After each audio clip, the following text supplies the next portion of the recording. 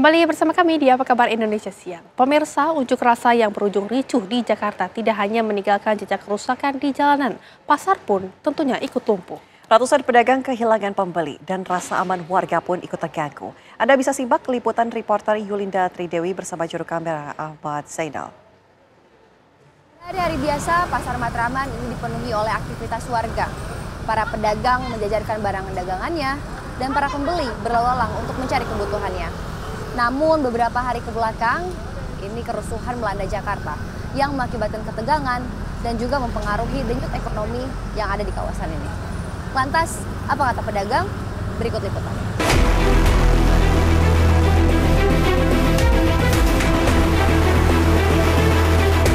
Beginilah kondisi Pasar Matraman beberapa hari setelah unjuk rasa ricuh menerpa ibu kota. Sisa kebakaran masih tercium. Bangkai mobil terbakar terparkir di sekitar. Pasar yang biasanya ramai kini sunyi menyesakan. Itu ngaruh banget, bener-bener ngaruh banget Mbak. Yang belanja orang pada takut kayaknya. Bener-bener gak ada orang lewat, biasanya jam segini kan ada aja, tuh gak ada. Bener-bener sepi banget, ngaruh. Nah, kita harapannya ke depannya ya gimana baiknya lah, bagaimana supaya pasar ini maju. Kasihan orang-orang yang kecil Mbak, yang pada ngontrak di dalam itu kan nggak ada pengunjung. Orang pada, ini udah seminggu orang pada tutup. Terus kasihan karyawan, karyawan tuh kan ada yang ngontrak ya. Kasihan anak istrinya, nggak kan dia kalau tokonya nggak buka dia kan nggak dapat duit buat bayar listrik, buat ngontrak rumah ya. Ya mudah-mudahan gimana lah pemerintah supaya terbaiknya ya. Ya gimana ya, kayak aparat tuh gimana bisa melindungi masyarakat biar nggak ramai seperti ini ya kan. Bagaimana caranya supaya bisa damai dan nggak pada rusak kan, semuanya dibakar kan pemerintah rugi juga Pak. Iya kan, kalau ada apa-apa kan rakyat juga yang bingung ya. Sri Rahayu mengaku suasana ini mengingatkan dirinya pada kerusuhan 1998. Bedanya kali ini ia mengalami langsung di pasar. Saya posisi berada di rumah. Cuman saya dapat berita malam itu sekitar jam 1-an itu terjadi bakar-membakar di depan Polres. Nah, Polres itu dekatnya dari ruko saya dekat. Nah, saya ambil kesimpulan untuk besoknya saya nggak buka deh. Saya karena ngeliat waktu itu di YouTube yang dikirim teman-teman mengatakan bahwasanya banyak mobil yang kebakar katanya. Ada sekitar 20-an katanya. Nah, jadi saya ambil kesimpulan untuk hari paginya saya nggak buka. Ini kan saya lihat Bapak sekarang sudah buka. Iya. Itu dampaknya apa sih Pak setelah kerusuhan kemarin? Masih sepi lah. Masih sepi, belum ada seperti sebelum kerusuhan, belum ada. Jadi masih sepi kondisi sekarang ini. Cuman cukup untuk gaji karyawan aja. Untuk kitanya malah nggak ada apa-apanya.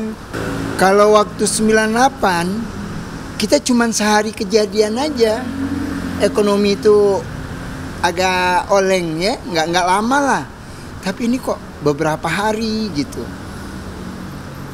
Jadi agak panjang kayaknya ini.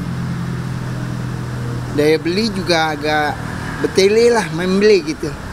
Ya untuk mahasiswa atau yang demo, saya berharap jangan sampai lah meresahkan warga. Demo lah, tapi demo jangan anarkis.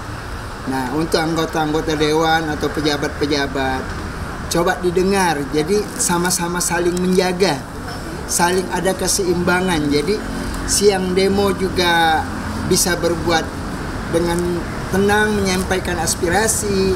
Nah yang menerima pun ya legowo lah. Curahan hati pedagang menunjukkan dampak unjuk rasa tak hanya bergema di tingkat politik, tapi juga memukul urat nadi ekonomi warga kecil. Di Pasar Matraman, pedagang masih bisa membuka toko meski sepi pembeli. Berbeda dengan kondisi di Kuitang. Jam 8 malam, kalau nggak salah itu jam 8 jam 9-an, Banyak tuh ojol-ojol tuh pada datang gitu kan di depan Brimob itu, kita pada lihat ada apaan tuh, kita nggak ngerti ceritanya kan ada apa gitu kan, kok rame-rame, kita nggak tahu kejadiannya kayak seperti apa gitu.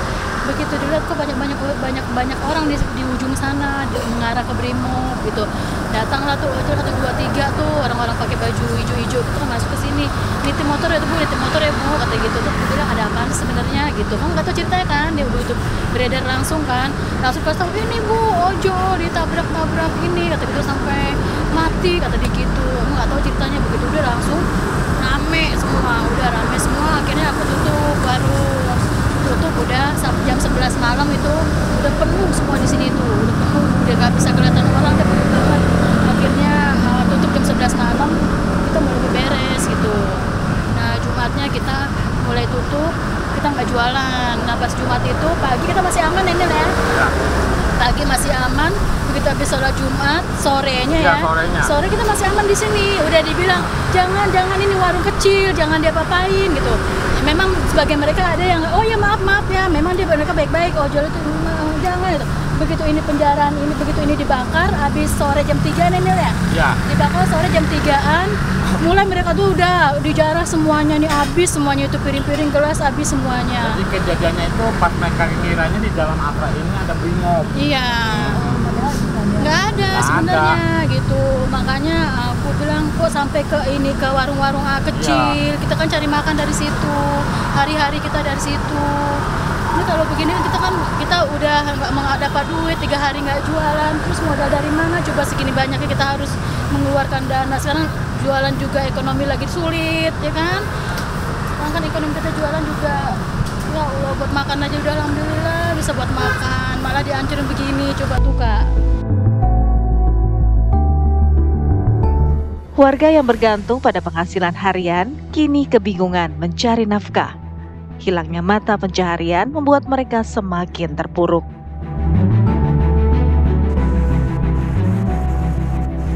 Pemirsa, unjuk rasa seringkali dikaitkan dengan urusan politik.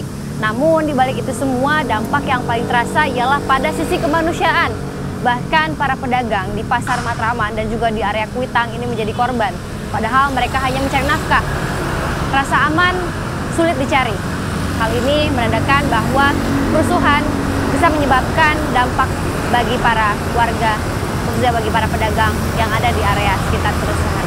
Dari Jakarta, Yulinda Tridewi, Ahmad Zainal, TV One.